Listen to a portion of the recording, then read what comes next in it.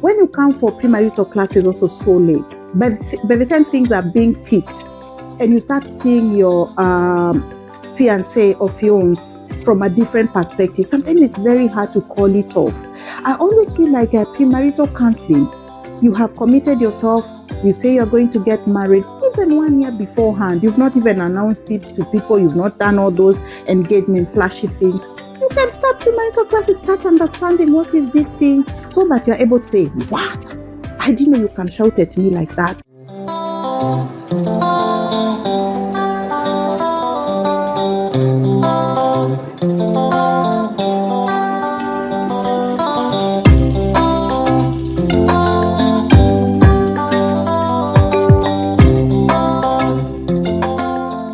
Hi everyone, from wherever you're watching us from, whichever time of the day, I want to welcome you to Karaoke Moments. And today we will be discussing about how to prepare for marriage emotionally, psychologically, or mentally. And this has been a topic that I thought after a few people are still saying, we're still waiting for how you met your husband. And my husband and I, we've been dragging our feet, and wondering, do we say now? Do we wait? Is there anything important that we can share about? Was it even anything special?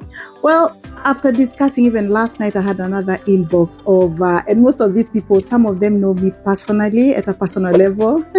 So another friend also said, we are waiting for that story, how you met your husband. She wants to be encouraged. Actually, she said, to encourage us and people who have been waiting to get married. So I thought, well, our channel also is about life conversations, and life conversations, believing, we have a tagline, life is a journey, walk in it, meaning there are many things that happen in life and you need to soldier on, to walk in it, to be courageous and to face it. And some of these things is not what you expected, not what you planned, but hey, life will throw to you things. Lemons, what do? Make lemonade, drink it, and enjoy life. So yeah, to me, other than just saying, oh, how I met my husband, yes, it's true. I got married after 4 decades, meaning I was more than 40 years old. And definitely he was also more than 40 years old. Anyway, that's how we met. I had walked a life, sometimes a life that I'm open book to very many other people. And they've been asking, some of them I've shared with them, yes, in their inboxes via WhatsApp. But this time they said, oh, hey, why don't you karaoke, bring it out and encourage us, or encourage any other person who has been waiting. And I thought, fine, I'm going to try and share as much as I can, and feel free to also contribute to it, because I am not, by the way, a disclaimer here, a disclaimer, I am not the best. I might not have had the best experience. I might not have very successful moments in my singlehood or in my marriage. But you know what? Life is a journey, walk in it. We need just to share our experiences, encourage someone in this space of social media and internet, and in this case, Karaoke Moments YouTube channel. Have you subscribed, by the way? We welcome you to just turn on your notifications so that after you have subscribed, like, comment, and share our videos. If you turn on your notifications and click on all, it means you'll be able to receive all our videos that come on time, and you'll be able to journey with us as Karaoke Moments family. So when I was thinking about how I met my husband, as I'm saying, I shelved it. It's going to be coming later as we continue with this series. But I thought about, hey, how about discussing with you in the picture, expecting a lot of comments, a lot of questions. And like someone even came to my inbox and said, she would rather ask me via inbox. And also, some few men are also coming into my inbox, because people are different. Some people don't feel, they feel like, one told me she feels exposed, like she's talking to the whole world. She's shy. If she puts her comment on the comment section, I say, fine, if you bring it into my inbox, we can discuss from there and then find a way of bringing it out into the channel. And that's what I'm doing today, by discussing how to prepare emotionally and psychologically. And because it's a very broad topic, and sometimes when I bring my perspective, it will sound very personalized. I don't mind. I'll be explaining to us what helped me to prepare and wait. Yeah, I waited up to that moment. How? Yeah. So one of the things that I know that I can remember on top of my head is your self-worth. As a single person, as a single lady, and in this case, as a single man, They say, oh, marriage after school, there's pressure. Actually, let me start in a better way. When you're a child, in another better way, when you get married, there'll be pressure. When are we receiving our grandchild? When am I going to be called an auntie? When are you giving us a baby? Remember, people even do not know whether this couple are having challenges to get a baby, but that's society for you. Human beings are social animals. That's how I look at them. And that has been perspective in life. So when you get married, people will be asking you, when are you getting a baby? They become part of your life. Huh? Yeah.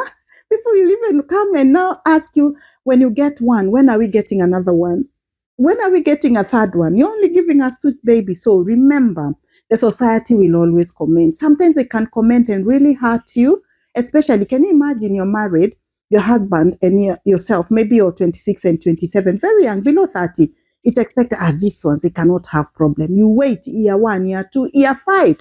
Sometimes year 10, you don't have a child. And someone here is asking you, oh, why are you not having a baby? Like sometimes someone shared with us, just because the wife loves babies and holds on to babies, someone, allow me to say carelessly, insensitively asked the wife, when are you holding yours? You just like how to hold other people's babies.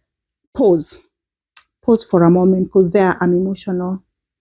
What do you think it did to that lady when she went home to discuss with the same husband that they've been waiting for a baby? Please, let's be sensitive. At this point, let's be sensitive on how we hold each other. And this is in church now, where we're supposed to even be a family. How about the families where you go back and maybe some people are not even born again, are not even Christians? How will they bash them? So on that point, I felt I wanted to pause and say, let's be sensitive. Even if you want to ask someone, ask them in a friendly way. And hey, must you ask? Must you ask? If people have decided sometimes to wait even for 5 years without getting a baby, because some people just choose. I've met a few people, they get married at 22, 23, and they say, oh, our goal is to have the first baby at 30 years. What about they're in that category? Please, let's be sensitive. It might hurt people. People might be very, very broken. Let's be sensitive. Fast forward. So you get a baby will be born, will go to school. Hey, when are they going to high school? They go to high school. And you see how society we are part of people's life. Sometimes you can't avoid.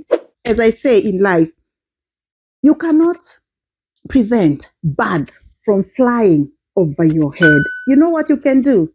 You can stop a bird to perch on your head.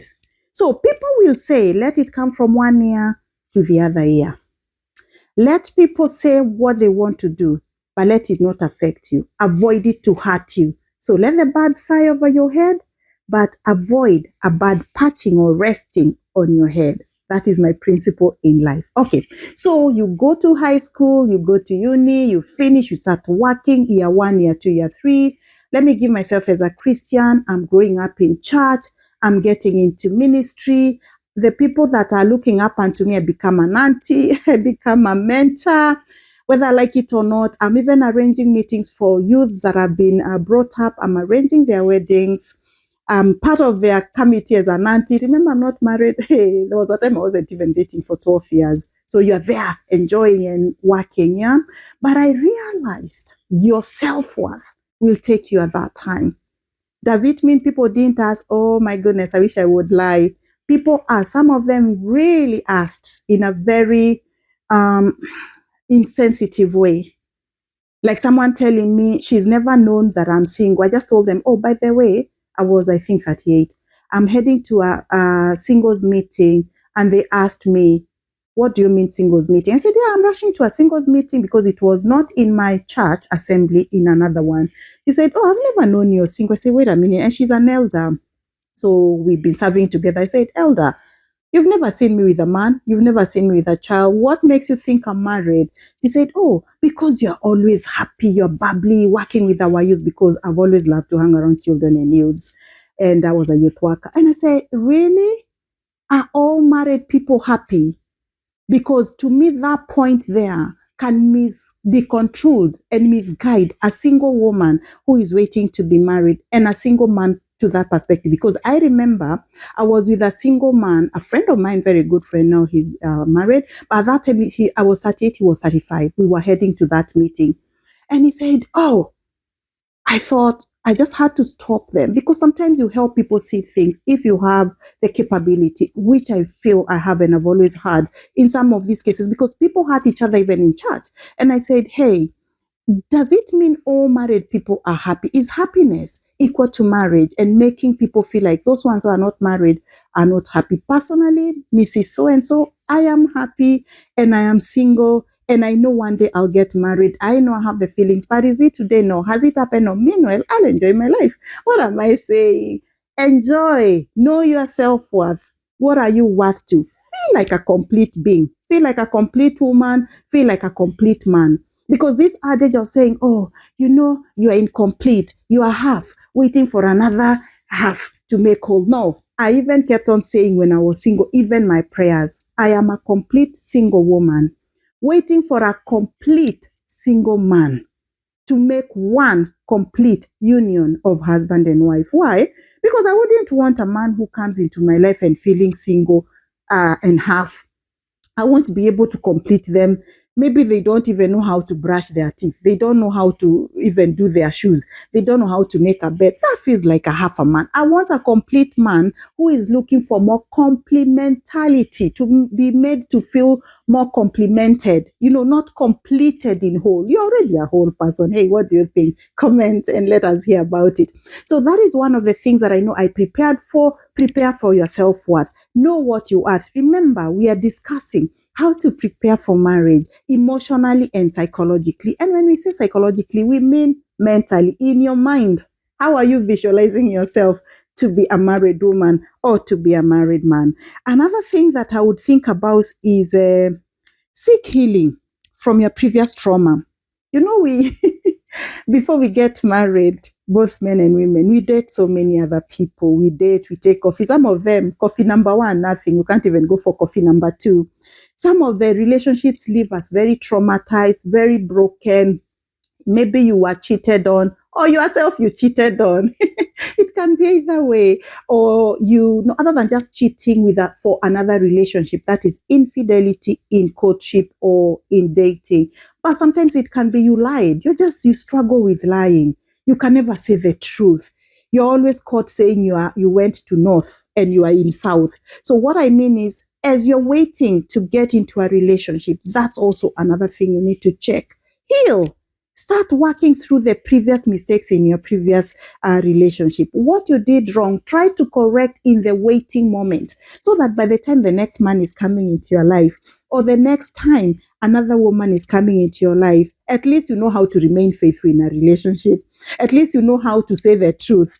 If you're not a good person with etiquette, you don't know how to eat, you don't know how to brush your teeth, whatever that you're not good into, that is the time to heal. Heal from all that. Learn from your mistakes as you wait for the next relationship. Another way to prepare for marriage, emotionally and psychologically, it is to believe in marriage. And I'm saying this with love. I've seen the trolling sometimes when someone posts their boyfriend or posts photo of their husband or poses with their children. And you hear people saying, even you people, you are getting married and you will also divorce.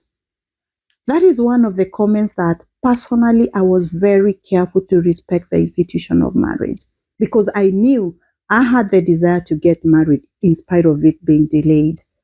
Because you'll even find while in the waiting, a single woman is dating a married man. I know it's a sensitive area. Allow me with love to go there, because it's part of preparation. You are dating a married man, a single man, you're dating a married woman. Some of them even go ahead and get babies. You're married. As a single man, you're siring baby with a married woman. As a single woman, a married man is siring babies for you. What spiritual benefit at that time are you planting in your life? There is an adage that goes, what goes round comes around. And you'll find some of these people who do that, they are very jealous. If they are kept women by a married man, that they have the audacity of not wanting that man to date another woman. But you dated someone who is someone's husband. So to me, I feel it's very, very respectable to prepare for marriage in a respectable way. Okay, how you would like your marriage to be, prepare for it. I remember when I was single before I got married, I realized I was wafted, like my mind was not very clear on a few things like marriage, a few questions I just wanted. I'm 30, I'm 35. I got myself two mentors, two couples. And what is that? Not role model, going to them and saying, Mr. So and so, I want you to be my mentors in your marriage. Both of them were my colleagues, but they were advanced in age. But they were both, one was over 20 years marriage at that time, and the other one was over 25 years. So they were different age groups also. And they allowed, and let me tell you, that couple, up to date, I still admire how they let me for quite a couple of years to work in their marriage. I would see how they talk. I would see how they correct each other. I would like how they shout at each other in love. Imagine how they correct each other in love. Their finances, one even of that couple, the man is really a giver. The woman is not a giver, knows how to control finances. She's the one who keeps the money, yet the man even earns more than her.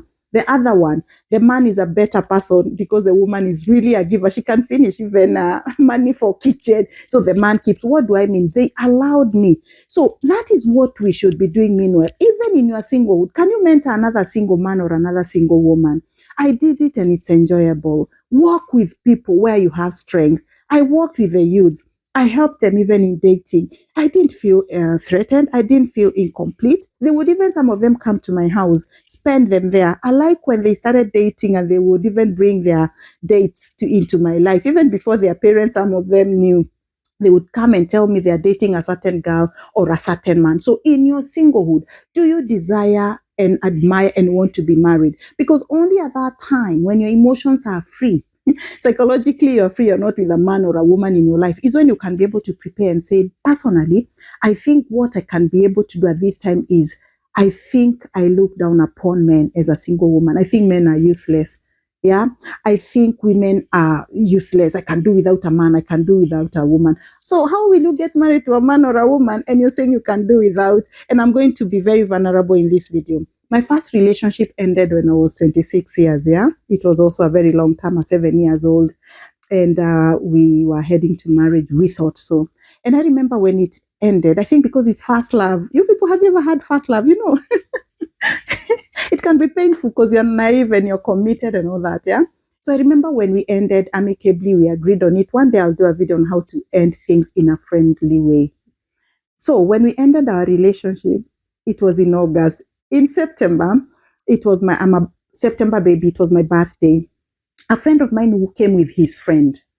And when we were talking, he was coming from a 4-year-old relationship that the girlfriend had infidelity and messed his relationship with another older man. So he's hurting, I'm hurting. You know how you hear hurt people hurt others, or people who are bleeding bleed on others. So we are there on my birthday, and out of the blues, I said, oh, during introduction, so how come so and so you didn't come with your girlfriend? This is an occasion you should have come with a girlfriend. Then he told me, women are bitches. And immediately remember, I'm also bleeding in a month's time. I ended my relationship. I said, men are dogs. Oh, bless him. By the way, I'll tag him on this video. We are friends to date. We thought, why, as two Christians, imagine we are saying that. And I insisted, yes, they are dogs. He insisted, women are bitches. And after that, we started relating, and I got to know why. That story now is when I got to know he was hurt.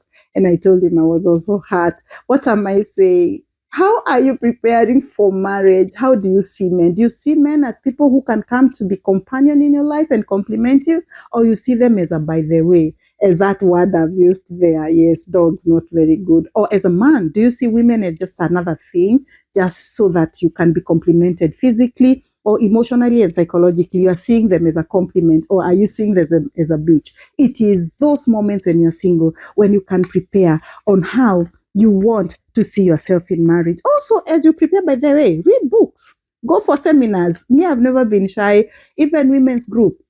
I would see the title, oh, the speaker today is going to be doing this. Even when I'm busy or traveling, I would ensure that at least I'll be back in time to go for such a seminar, such a workshop. It helps. It helps you to start preparing emotionally and psychologically for marriage. And where possible also, you can start understanding things like premarital counseling. What does it entail? Because sometimes I've seen some people, they date, and they date then come for premarital classes 2 months to the wedding. You know what that is? At that point, when you come for premarital classes also so late, by the time things are being picked and you start seeing your fiancé or fiance from a different perspective, sometimes it's very hard to call it off. I always feel like a premarital counseling, you have committed yourself. You say you're going to get married even 1 year beforehand. You've not even announced it to people. You've not done all those engagement flashy things. You can start premarital classes, start understanding what is this thing, so that you're able to say, what? I didn't know you can shout at me like that. This relationship, let's first work on our shouting, so that you can be able to see whether you can be able to. Maybe someone is struggling with speaking the truth and you don't like, you can't take it. By the way, they can only be worse in marriage. They can only be worse. They cannot be better. Marriage, by the way, doesn't change. Maybe it can change people, some areas, but some habits and some things that are inborn or grounded, people cannot change in marriage, maybe to the worse. So watch out on that. Prepare yourself as good as you can be able to, and respect yourself. You know, there is this adage at times you hear people saying, I will not cheat because, hey, I'm talking about when you're single. What if my boyfriend catches me? What if my girlfriend catches me? I don't think it's about being caught. It's not about catching. It's not about being caught. It's about, do you respect yourself? Why do I want my boyfriend to keep on chasing me so that I can behave? I just need to know I'm in this relationship. If you date in a monolithic way, you date one man at a time, you date one woman at a time, it becomes easier when you get married to stick to one man at a time who is your husband, and to stick to one woman in your life. Because if you don't do that, you will struggle. Because marriage sometimes, let me tell you, marriage sometimes, I've not been married for ages and ages.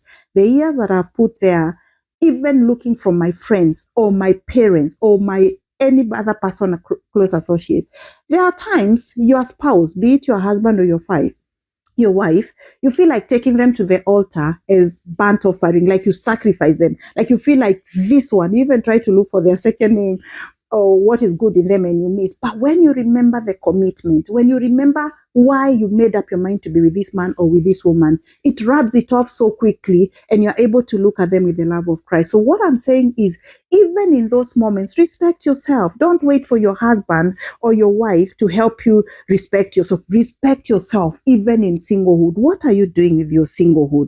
Be ready to be corrected also. And because at times it is very, very hard when you get into with the emotion and psychological, because sometimes you've been leading yourself in a certain way, or you have met other men who you are the one who have been controlling them. Or as a man, you have met other women that you are the one who have been in control. You made your boyfriends or other men in your life never to comment anything, or you made your girlfriends or other women in your life, they can't comment. So when you get into this long-term relationship, it ends up not getting into marriage because you don't know how to be corrected or how to be instilled more value. Learn to do that when you are still in singlehood. Another way to prepare for yourself is create yourself good habits. How do you arrange your house? How do you cook? How do you, if you're always taking away from the outing as a woman, as a man, you're always eating out. When you get married as a woman, you will struggle. Or even as a man, because there's a time your wife will be working, especially here abroad. Some of these house chores, they just add love or conflict. If your husband is helping you in the kitchen, honestly, it's one of the things I can never stop mentioning. It's an added plus because life is very fast. You're running up and down. You're coming home broken and tired. So if you're coming home at 9 or 10, imagine if you had to come and cook at that time and look after your children at that time. It's one of the aspects that adds value and reduces conflicts. So as a man also, when you're single, surely, who washes your clothes? Are you organized? Do you ever clean your house, or dust is building up? You're waiting to get married. As a woman, how do you run your life? Can you cook? Can you even organize your finances? Don't say I'm waiting for a man to complete me, to buy a big bed and a big TV. Buy a big bed. Buy a big TV. We'll be discussing about finances in the next video, not in this one. Today, it's emotional psychological preparation for marriage. So, as I said, create good habits. If you're a Christian, do you pray? Do you know how to pray? Or you're the kind who says, as a woman, I'm waiting for my husband to pray. What if you get married to a husband who is not a very prayerful? So you won't pray. You need to pray. Your children, when they want to go to school, your husband has gone to work. You won't pray for your kids to cover them. Learn some of these good habits. Get into prayer mode. Read your Bible. As a man, don't even say, oh, I'm waiting to marry an intercessor. What if you marry a woman who can only say, our Father who is at in heaven, hallowed be thy name, and they stop? How will you intercede? You are the man. Actually, as a man, you're the priest of your family. Lead them by prayer. Do you ever go to church as a man if you're a Christian? Or you are saying, I want a church girl. How do you want a church girl and you are not a church man? As a girl, you're saying, I want to get married by a pastor, by a church man. You don't go to church. You don't go to any meeting. You don't go to any fellowship.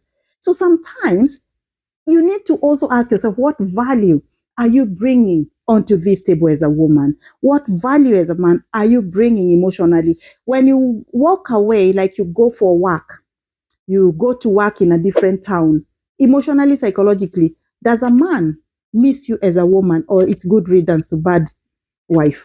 As a man, when you go to work for 1 week, does your wife feel, oh, I'm longing for my husband to come out? They're like, Philks, at least I have a 1 week to rest my brain. As Nigerians like to say, my brain. Anyway, you say you want to rest your mind. So what I'm saying is preparation in my mind is not just about how you met someone. I thought preparation is also a skill. Prepare yourself emotionally.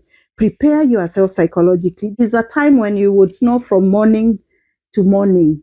This person wants his breakfast, and at night also, you have some discussions that you need to make as a couple. Have you prepared yourself that this space is no longer yours emotionally? Do you know also the way you do things? Like personally, I'm very nocturnal.